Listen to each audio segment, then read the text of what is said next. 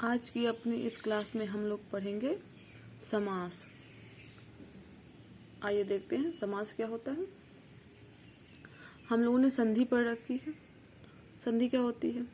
जब दो वर्ण या अक्षरों का मेल होता है तो वहां पे संधि होती है, लेकिन समास में दो शब्दों का मेल होगा। ठीक है, दो शब्दों का मेल होता है। जहाँ पे दो शब्दों का मेल हो वहां पे समास होता है। याद रखेंगे, शब्दों का मेल समास होगा और वर्णों का मेल संधि होगी। आइए इसकी परिभाषा देखते हैं। जब दो या दो से अधिक पद अपने जोड़ने वाले विभक्त चिन्हादि को छोड़कर परस्पर मिलकर एक पद बन जाते हैं तो उस एक पद शब्द बनने की क्रिया को समास कहते हैं। जैसे राम कृष्ण। जब दो या दो से अधिक पद अपने जोड़ने वाले विभक्त चिन्हादि को छोड़कर परस्पर मिलकर एक पद बन जाते हैं तो उस एक पद या शब्द बनने की क्रिया को समास कहते हैं। क्या कह रहे हैं कि जब दो या दो से अधिक शब्द या पद जिस चिन्ह या शब्द के द्वारा वो आपस में जुड़े होते हैं, मतलब दो को एक करके लिख दिया गया होता है, उनको उनका लोप कर दिया जाए, छोड़कर, यानी कि उनको गायब कर हटा दिया जाए और एक पद बना दिया जाए। कोई शब्द अलग अलग लिखे हुए हैं, उनके बीच में कुछ शब्द भी लिखे हुए हैं जिनको हटाना है, मैं उनको छोटा लिखना है, तो उसको हटा के उसको छोटे शॉर्ट फॉर्म में लिख दिया तो वो क्या हो गया। जब हमने उसको शॉर्ट फॉर्म में लिखा, उसको छोटा करके लिखा, तो इस क्रिया को, उसको एक पद या शब्द बनने की क्रिया को समास कहते हैं। जैसे राम कृष्ण। और ये समास क्रिया द्वारा बनने वाले पद को समासिक पद या समस्त पद कहते हैं। ठीक है, क्या कहते हैं? समासिक पद या समस्त पद। समास क्रिया द्वारा बनने वाले पद को इस क्रिया द्वारा, जब अलग अलग लिखे शब्दों को एक साथ मिलाने की क्रिया को समास कहते हैं, और जब एक साथ मिला के जो पद बन के तैयार हुआ उस पद को समासिक पद या समस्त पद कहते हैं। ठीक है, वहीं पर बिखरे पद, अलग अलग पद जो बिखरे हुए होते हैं, ठीक है, उनको समास विग्रह कहते हैं। अगर कोई वही है, एक समस्त पद है, मतलब कोई शब्द है जो समस्त पद है, एक जगह लिखा हुआ है, उसको हम अलग अलग कर दें तो उसका विग्रह हो जाएगा, अलग अलग हो जाएगा। ठीक है, उसी को हम लोग समास विग्रह कहते हैं। जैसे ये राम कृष्ण एक हमारा समस्त पद था, इसको हमने अलग अलग कर दिया तो क्या निकल गया? रामा च कृष्णा च। तो इसमें किसका लोप हुआ था? चा का लोप हुआ था, और चा का मतलब होता है और, इसका लोप कर दिया गया था और हमारा वर्ड रामो कृष्णा बन गया था। आइए देखते हैं समास के प्रकार। समास के 6 भेद होते हैं। कौन कौन से? आइए देख लेते हैं। पहला है हमारा समास अव्ययीभाव समास, अव्ययीभाव समास। दूसरा है कर्मधारय समास, कर्मधारय समास। तीसरा है द्वंद्व समास, द्वंद्व समास। चौथा है बहुब्रीहि समास, बहुब्रीहि समास। पांचवा है द्विगु समास, द्विगु समास। छठवा है तत्पुरुष समास, तत्पुरुष समास।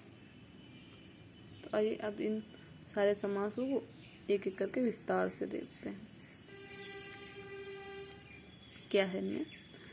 पहला है हमारा अव्ययीभाव समास, अव्ययीभाव समास। इसका सूत्र है पूर्व पद प्रधानो अव्ययीभाव।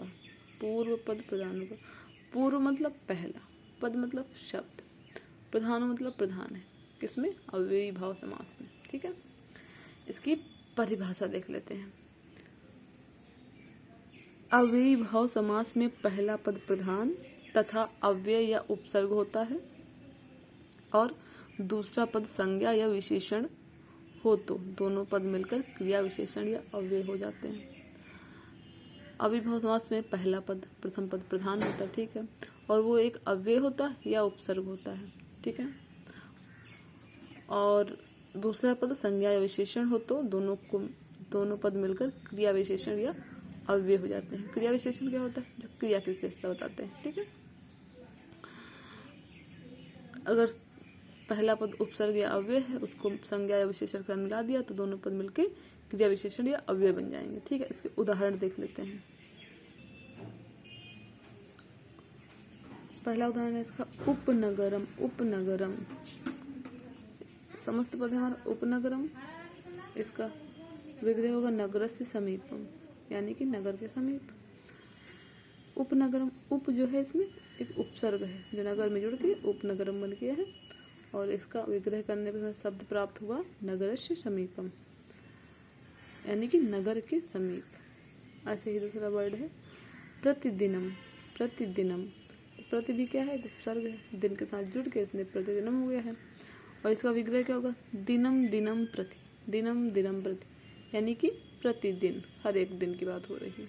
ठीक है, ऐसे ही अगला वर्ड है यथाशक्ति। यथाशक्ति, इसका विग्रह होगा शक्तिम अनतिक्रम्य। शक्तिम अनतिक्रम्य, यानी कि शक्ति के अनुसार। शक्ति के अनुसार, शक्ति के अनुसार। अगला है निर्मच्छिकम। निर्मच्छिकम, इसका विग्रह होगा मच्छिकाणाम अभावा। मच्छिकाणाम अभावा, अर्थ क्या है इसका हिंदी, मक्खियों का अभाव। अनुरूपम। अनुरूपम, रूपस्य योग्यम, रूप की बात हो रही, इस उपसर्ग है अनु, रूप के योग्य। अगला समास देखते हैं। अगला समास है हमारा कर्मधारय समास। कर्मधारय समास। कर्मधारय समास का सूत्र है विशेषण विशेष्य बहुलम। विशेषण विशेष्य बहुलम। परिभाषा देखते हैं इसकी। जिस समास में पहला पद विशेषण तथा दूसरा पद विशेष्य होता है वहाँ कर्मधारय समास होता है। विशेषण क्या होता है, जो किसी की विशेषता बताते हैं। विशेष से क्या होता है, जो जिसकी विशेषता बताई जाती है। तो यानी कि पहला पद जो है दूसरे पद की विशेषता बता रहा है इसमें। इसकी सिंपल सी पहचान है, पहला पद दूसरे पद की विशेषता बता रहा है, तो वहाँ पे कर्मधारय समास है। उदाहरण देख लेते हैं। उदाहरण है इसके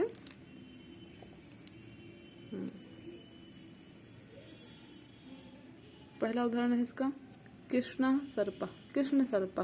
कृष्ण सर्पा, ये समस्त पद है, इसका विग्रह किया, कृष्ण सर्पा निकल आया। कृष्ण सर्पा, सांप कैसा है, काला है। पहला पद विशेषण है, दूसरा विशेष है। सर्प कैसा है, काला है, सर्प की विशेषता बता रहा है।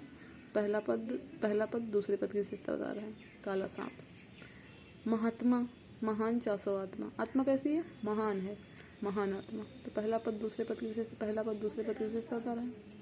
ठीक है। घन श्याम, घन इव श्याम, घन के समान श्याम, यानी कि घन के समान काला। घन मतलब बादल, बादल के समान काला। पीत कमलम, इसका विग्रह क्या होगा, पीतम कमलम। पीतम कमलम मीन्स पीला कमल। कमल कैसा है, पीला है। विद्या धनम, विद्या एवं धनम, विद्या का विग्रह होगा विद्या एवं धनम।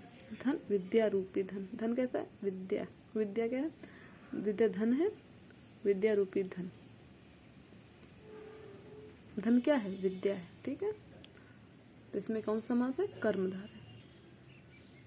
हमारा अगला समास है द्विगु समास। द्विगु समास, इसका सूत्र क्या है, संख्या पूर्वी द्विगु। संख्या पूर्वी द्विगु, इसकी परिभाषा देखते हैं। संख्या पूर्वी द्विगु, इसी में देख लेते हैं।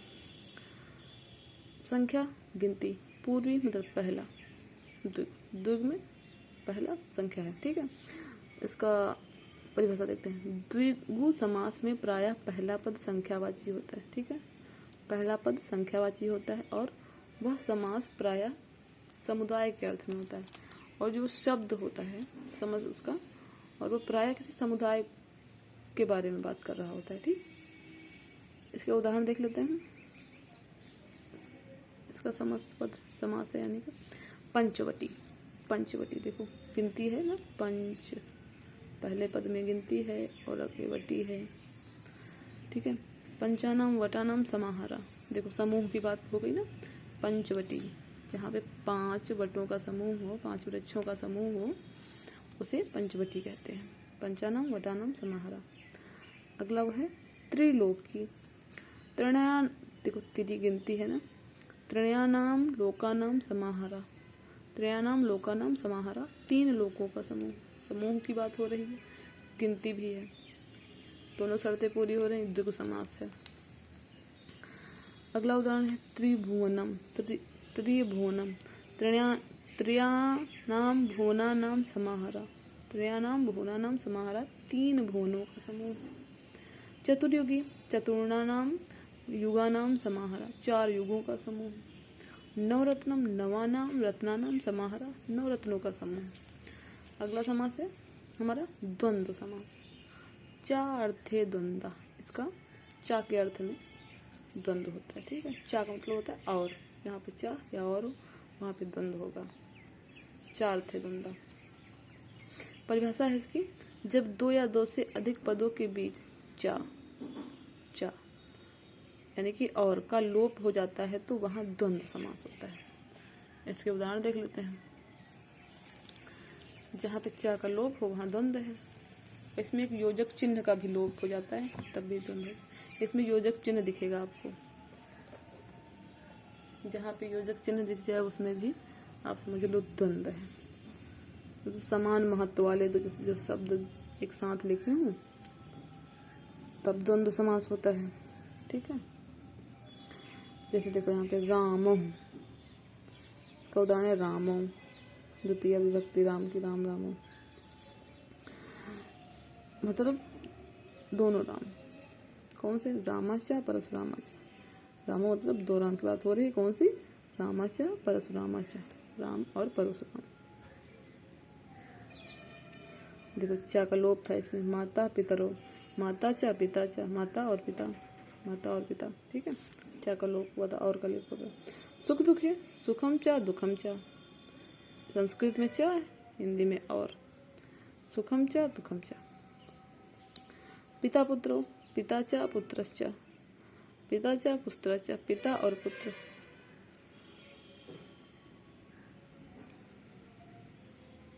राम कृष्णो, रामस्य कृष्णस्य, राम और कृष्ण।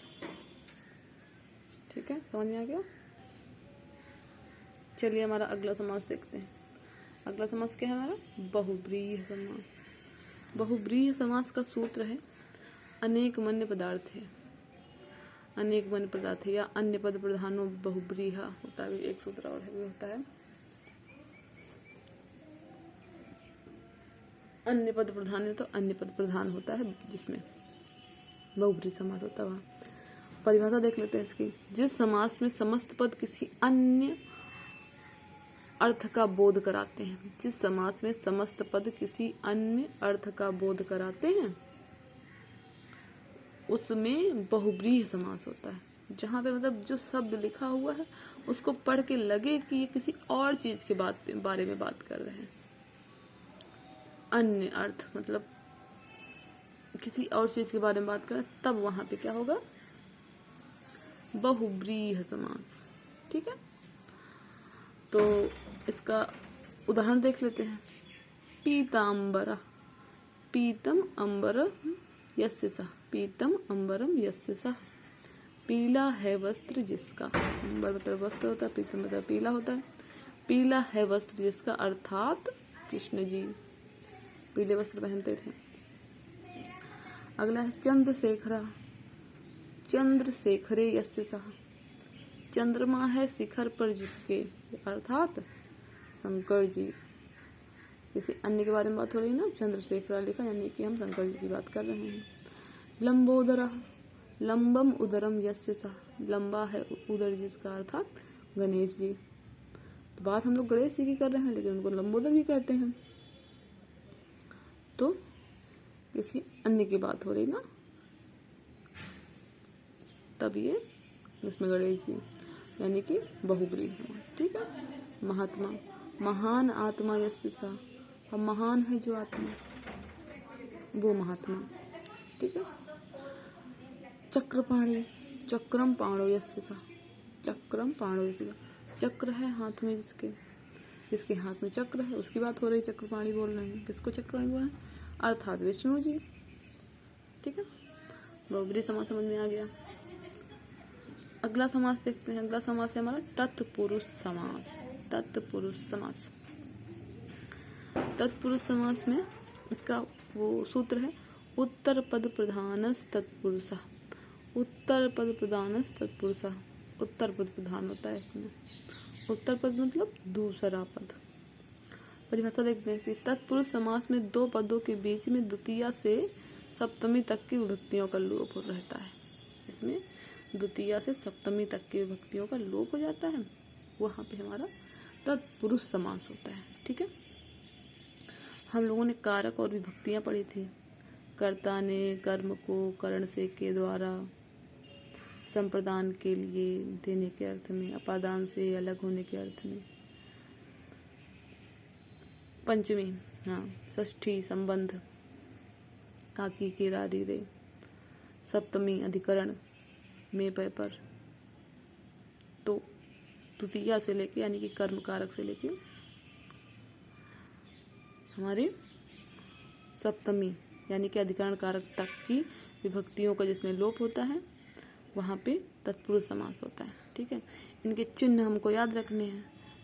जो कर्ता ने कर्म को, कर्म का था को, करण से के द्वारा, ये जो बीच के चिन्ह थे हमने जो याद किए थे उन्हीं का लोप हो जाएगा इसमें। ठीक है, तो वहाँ पे तत्पुरुष समास होगा।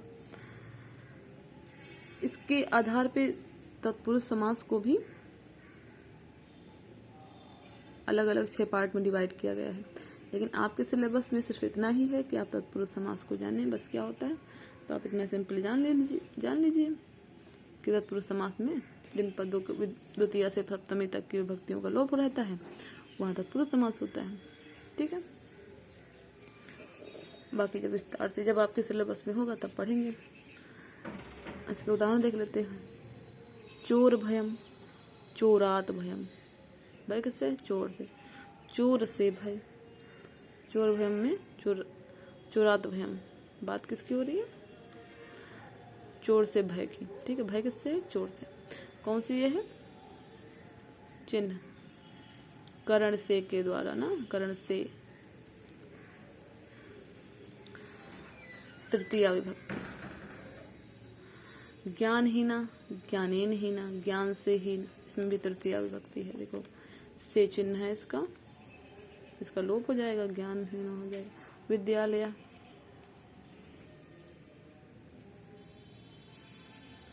तो विद्या का आलय, देखो क्या है? विद्या। संबंध, षष्ठी आगे ना, संबंध कारक षष्ठी विभक्ति। ये का संबंध बता रहा है, विद्या का आलय, विद्या का घर है ये। वृक्ष पतिता, वृक्षात पतिता, वृक्ष से गिरा हुआ, अलग हो रहा है। वृक्षात पतिता पंचमी विभक्ति। तत्पुरुष समास से देखो इसमें इसका की लोप हो जा रहा है से का। ठीक है, कृष्णाश्रिता, कृष्णम आश्रिता, इसका विग्रह होगा कृष्णम आश्रिता, कृष्ण को प्राप्त। जो कृष्ण पे आश्रित यानी कि कृष्ण को प्राप्त है, को चिन्ह है। कर्म को द्वितीया विभक्ति। ठीक है, तो आपके समास खत्म हो गए। आपका चैप्टर समाप्त हो जाता है। इसको अच्छे से लर्न कर लीजिएगा।